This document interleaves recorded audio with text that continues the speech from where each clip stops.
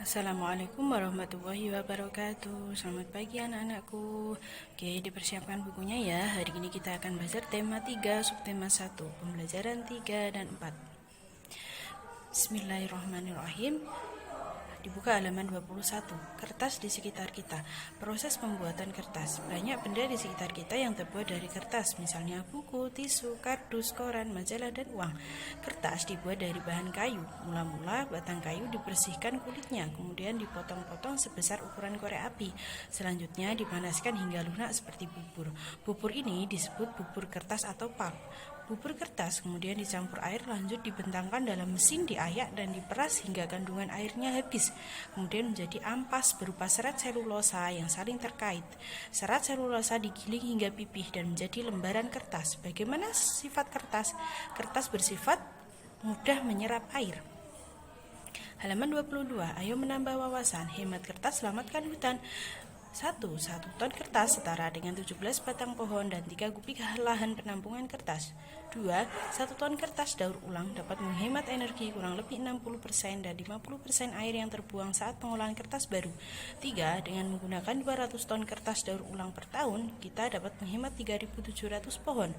4. Satu orang rata-rata menghasilkan kira-kira 1 kg sampah setiap harinya dan terus bertambah. 5. Membakar sampah tidak menyelesaikan masalah, malah menimbulkan polusi.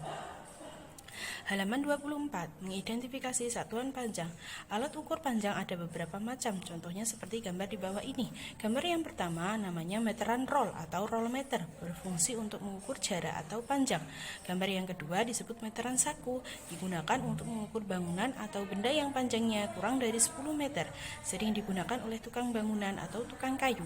Gambar yang terakhir atau ketiga, meteran pita, digunakan untuk mengukur kain, biasanya sering dipakai tukang jahit.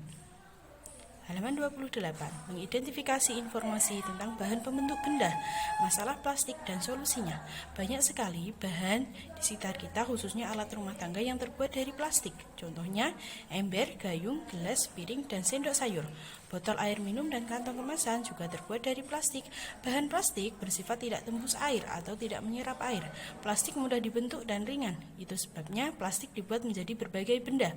Plastik banyak manfaatnya untuk manusia, tetapi plastik juga dapat menimbulkan masalah karena plastik sulit terurai. Halaman 30. Sehari-hari kita sering menggunakan kantong plastik. Tahukah kalian kantong itu akan terurai 10-12 tahun yang akan datang? Oleh karena itu, kurangi jumlah sampah plastik. Bagaimana cara mengurangi sampah plastik? Caranya ada 3. Yang pertama yaitu reduce. Caranya mengurangi, artinya mengurangi penggunaan plastik. Contohnya ketika kita berbelanja, sebaiknya membawa tas sendiri.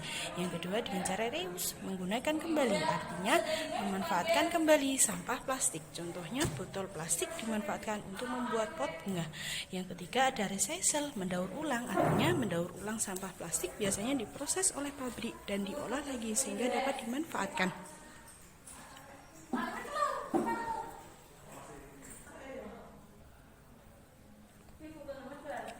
Permainan bola tangan. Mengoper bola. Bermain bola tangan dapat diawali dengan melakukan pemanasan seperti berlari berkeliling lapangan. Cara bermain bola tangan yang pertama adalah permainan dilakukan di lapangan. Yang kedua, permainan dilakukan oleh 2 kelompok.